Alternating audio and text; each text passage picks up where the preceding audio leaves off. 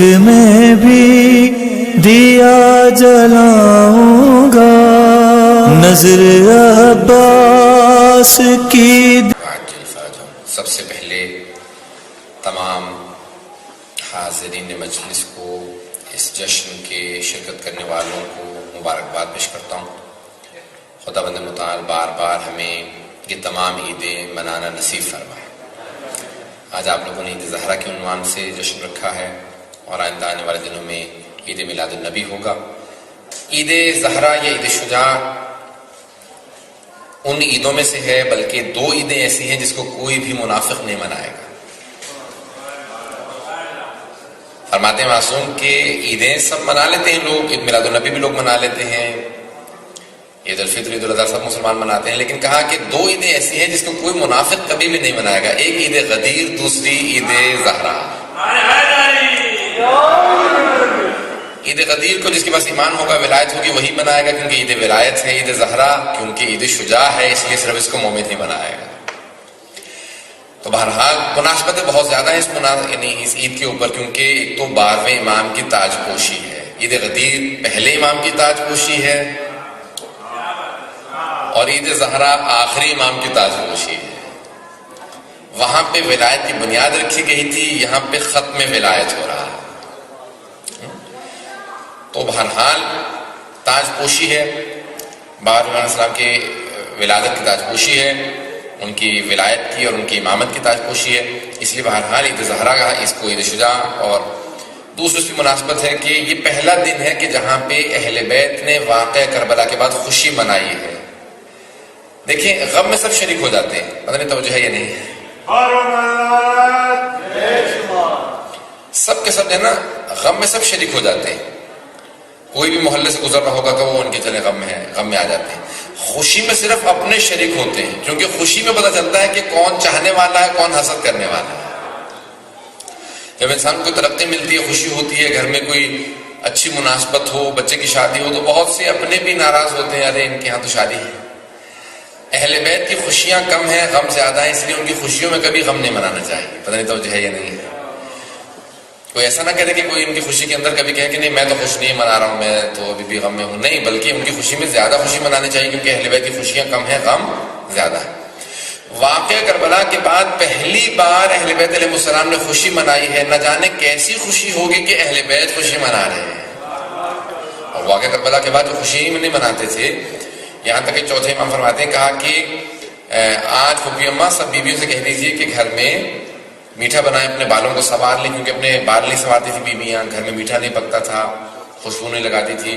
تو کہا کہ سب سے کہیں کہ اپنے بالوں کو سنواریں، سب کے سب سے کہیں کہ گھر میں میٹھا پکائیں. کیوں؟ کیونکہ آج کہا کیوں آج کیا بات ہے؟ کہا کہ آج عمر سعد کا سر آیا ہے.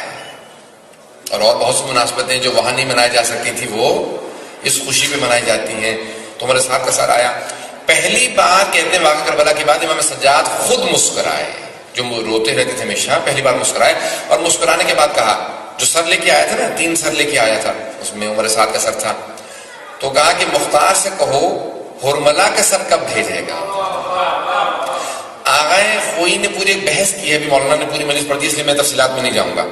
ایک جو دلیلیں انہوں نے پیش نہیں کی، میں اس کو طرف اشارہ کروں گا. آغا خوئی سے پوچھا گیا اور انہوں نے اپنی رجال میں پوری بحث کی، علم رجال کے اندر کہا کہ آغا کیا دلیل ہے کہ مختار کہ دونوں طرح کی حدیث ہے نا، مدح میں بھی ہے، مذمت میں بھی ہے. ان کی تعریف بھی کی ہے، ائمہ نے ان کو پریز بھی کیا ہے اور ان کے خلاف بھی بولا. تو کہا کون سے تقیے پہ ہیں؟ جس میں تعریف کی ہے وہ، یا جس میں مذمت کی ہے وہ؟ تقیے پہ محمول ہے نا، کوئی ایک تقیے پہ ہے. یہ پوری سلسلہ وارہ حدیث ہے، یہ بھی حدیث ہے. تو کہا کون سی؟ کہ دیکھو یہ بات یاد رکھو کہ امام معصوم کیونکہ معصوم ہے، اگر وہ راضی نہ ہو کسی کام پہ تو انکریجمنٹ جائز نہیں ہے. نہیں میں سمجھا سکا. کسی غلط کام پہ حوصلہ افزائی کرنا جائز نہیں ہے امام معصوم کے لیے، حتیٰ امام معصوم کے کسی مومن کے لیے بھی. تقیہ میں بھی کسی غلط کام پہ انکریجمنٹ جائز نہیں ہے. اب امام سجاد کہہ رہے ہیں مختار سے کہو ہرملا کا سر کب بھیجے گا. یہ حوصلہ افزائی کر کے بتا رہے ہیں کہ نہیں میں اس فعل پہ راضی ہوں. یہ حوصلہ افزائی ہے، یہ انکریجمنٹ ہے. یہ انکریجمنٹ بتا رہی ہے کہ امام راضی تھے. کیا ہاں مختار سے کہو کہ کب سر بھیجے گا، اس کا مطلب ہے راضی ہیں، تبھی تو کہہ رہے ہیں انکریج کر رہے ہیں. پھر آخری دلیل جو آخری نے دی ہے اس میں ایک دلیل پیش کی ہے، کہا کہ انسان کی زندگی میں انسان تعریف کر سکتا ہے تقیتاً، لیکن اس کے مرنے کے بعد تقیتاً تعریف نہیں کی جاتی۔ جب حضرت مختار کی شہادت ہو گئی تھی تو امام سجاد سے پوچھا گیا، کہا کہ مولا مختار کی شہادت ہو گئی، امام نے کہا رحم اللہ مختار، خدا رحمت نازل کرے مختار پہ، اس کی وجہ سے ہماری بیویوں نے اپنے بال سنوارے تھے۔ اس نے بنی ہاشم کی مسورات کو خوشی منانے کی موقع مہلت فراہم کی تھی، خدا رحمت نازل کرے مختار پہ۔ کہا یہ مرنے کے بعد جو دعا کی جاتی ہے یہ صرف اس کے لیے کی جاتی ہے جس سے انسان راضی ہوتا ہے، کسی غلط آدمی کے لیے کبھی دعا نہیں کرتا۔ دعائیں یہ جملات امام کے، اور بہت سی دلیل پیش کر سکتا ہوں۔ تو یہ تین مناسبتیں ہو گئیں، ان سب کی توجہ ہے تک میرے ساتھ کہ پہلی مناسبت تو تاج پوشی ہے 12ویں امام اسلام کی، دوسری بہرحال یہ جو سر آئے ہیں شہداء کے، تیسری کہ اہل بیت علیہ السلام نے خوشی منائی ہے، چوتھے بعض لوگوں نے لکھا ہے کہ 9 یا بلکہ 10 ربیع الاول کو جناب سیدہ خوشی منایا کرتی تھی، اسی لیے اس کو عید زہرا بھی کہا جاتا ہے۔ کیوں؟ واقعہ کربلا سے پہلے کہ آپ فرماتی تھی کہ 10 ربیع الاول کو شاید حدیث میں ملتا ہے جناب رسول خدا کی جناب خدیجہ الکبریٰ سے شادی ہوئی تھی، تو اس کو بھی یہاں پہ لا کے منایا جاتا ہے کہ 9 ربیع الاول کی بی بی 9 یا 10 ربیع الاول کو خوشی مناتی تھی، کہ کہتی تھی کہ آج کا پوچھا بی بی آج کیا بات ہے، خوشی کیوں منا رہی ہیں، آپ گھر میں میٹھا بنا ہوا ہے؟ کہا کہ آج میرے بابا کی میری مادر گرامی سے شادی ہوئی تھی، تو اس شادی کی وجہ سے میں خوشی منا رہی ہوں۔ تو 4 مناسبتیں، اس کے علاوہ بہرحال اور بھی مناسبتیں ہیں جو آپ لوگوں کے انشاءاللہ تعالیٰ ذہن میں آ جائیں گی، ایک نعرہ بھی لگ چکا تھا پہلے انشاءاللہ تعالیٰ اسی حوالے سے کہ کہاں سے کہاں مناسبتیں لے کے جائی جاتی ہیں تاکہ وہ ذہن میں رکھی جائیں اور اس کے حساب سے پھر خوشی منائی جاتی ہے کہ اہل بیت علیہ السلام نے کہا ہے کہ آج دشمن ایسے ایسے دشمن دنیا سے گئے ہیں جن کو فرعون آل محمد بھی کہا گیا، محمد و آل محمد کے اوپر جس نے فرعون کا کردار ادا کیا ان کے خلاف، وہ دنیا سے گیا، تو اس لیے وہ ساری کی ساری خوشیاں 9 ربیع الاول کو منائی جاتی ہیں۔